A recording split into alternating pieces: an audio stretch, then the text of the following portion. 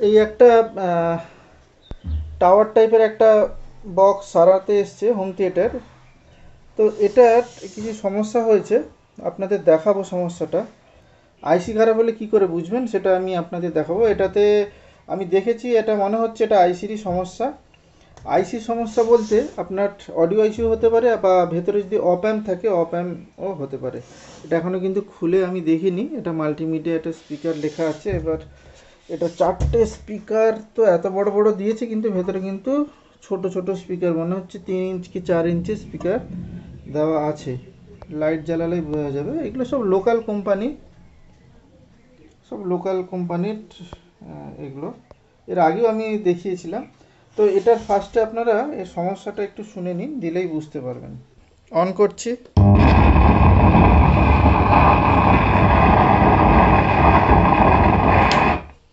এবার এই আওয়াজটা সারাক্ষণই হতে থাকছে। এটা সাধারণত আইসির সমস্যা হলে হয়, অপ অ্যাম্প যেটা থাকে সেটাও হলে হয়, আর অডিও যে আউটপুট আইসি আছে সেটা খারাপ হলেও হয়। এখন খুলে দেখবো যে এটা কিসের সমস্যা হতে পারে। বোর্ডটা খুলেছি, এই হচ্ছে বোর্ড। এখানে দুটো দুটো 4টে 20-30 বা 20-50 আইসি আছে, সাধারণত 20-30ই থাকে।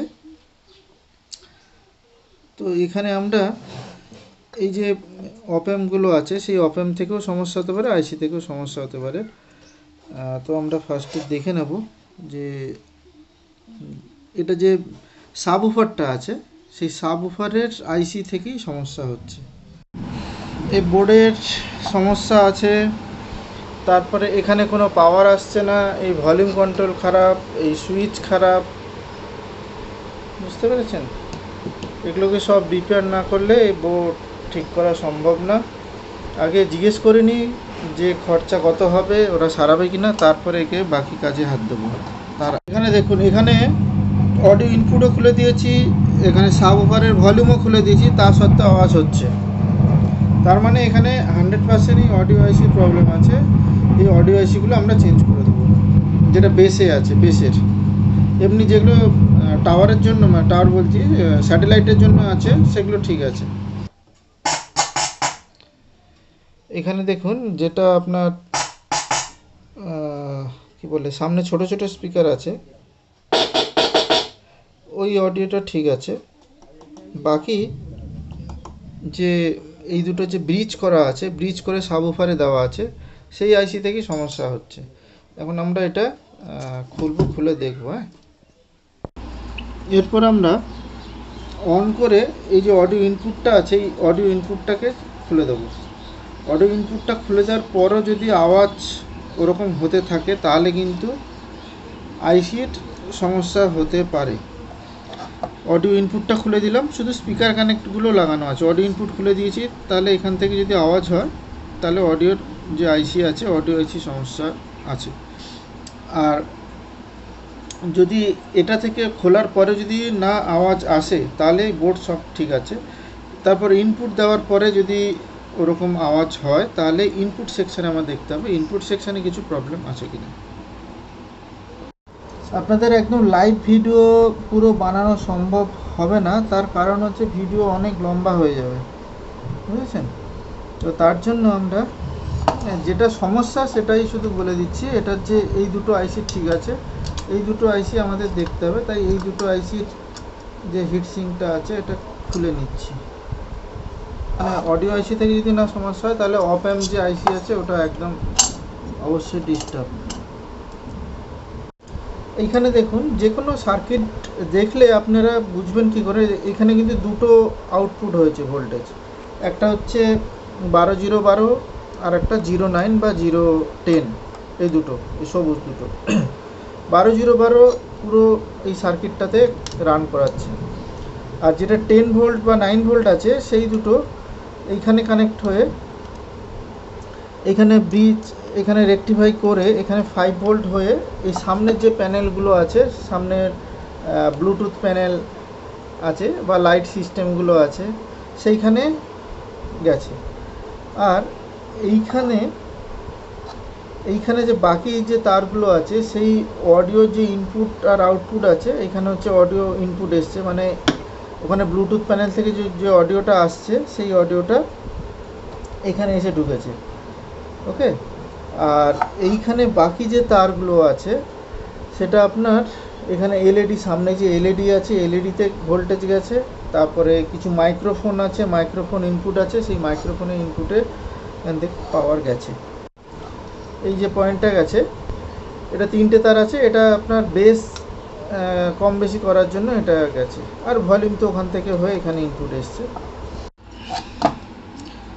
এই এসিটা খারাপ আছে, এই ব্রিজের ভেতরে এই এসিটা খারাপ আছে। তো এটা কত আছে দেখিনি, 20-30 না 20-50,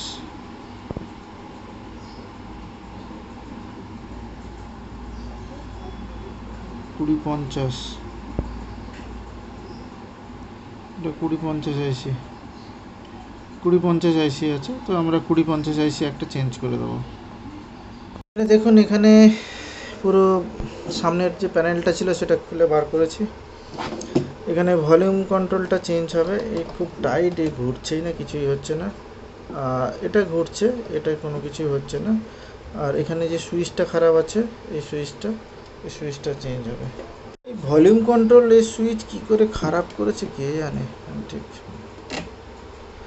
বুঝতে পারছি না। এটা 100K লাগানো আছে, 100K আমরা ইউজ করব না, এখানে 47K ইউজ করব। তার কারণ 100K থেকে 47Kতে নয়েজটা একটু কম থাকবে। ওকে, তার জন্য আমরা 47K ইউজ করব এখানে। 100K থেকে 47K বা 22K যদি দিতে পারতাম তাহলে আরও খুব ভালো হতো। 22K আমার এরকম ডুয়েল চ্যানেলের নেই, তার জন্য আমরা 47K ইউজ করব। সুইচটা চেঞ্জ করা হয়েছে, ভলিউম কন্ট্রোলটা চেঞ্জ করে দিয়েছি। এটা পুরনোটা, যে কী শক্ত কে জানে। ওটা 47K ইউজ করেছি, এটা কানেক্ট করে দিই। ফাইনালি সব কিছু ঠিক হয়ে গেছে।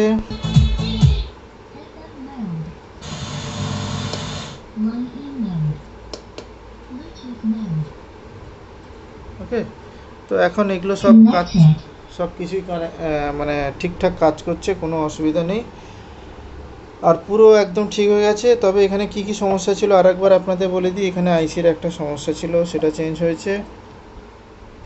ভলিউম কন্ট্রোলের সমস্যা ছিল, সেটা চেঞ্জ হয়েছে। এই যে এখানে সুইচের সমস্যা ছিল, সেটা চেঞ্জ হয়েছে। এখানে পাওয়ার কট সমস্যা ছিল, এখান থেকে যে পাওয়ার কটটা গেছে সেই কটের গোড়া থেকে সমস্যা ছিল, সেটাও ঠিক করে দিয়েছি। তো এখন সব কিছু ঠিকঠাক কাজ করছে। এবার দেখা যাক রানিং কতটা কি হয়। তার কারণ এটাকে আমরা আরও একদিন টেস্ট করব, পুরো ফুল লোড দিয়ে বাজাবো, তারপর এটা কাস্টমারকে ডেলিভারি করব। ওকে, তার আগে কিন্তু করব না। এখন সব কিছু ওয়ার্কিং কন্ডিশনে সব পারফেক্টলি চলছে, কোনো অসুবিধা নেই।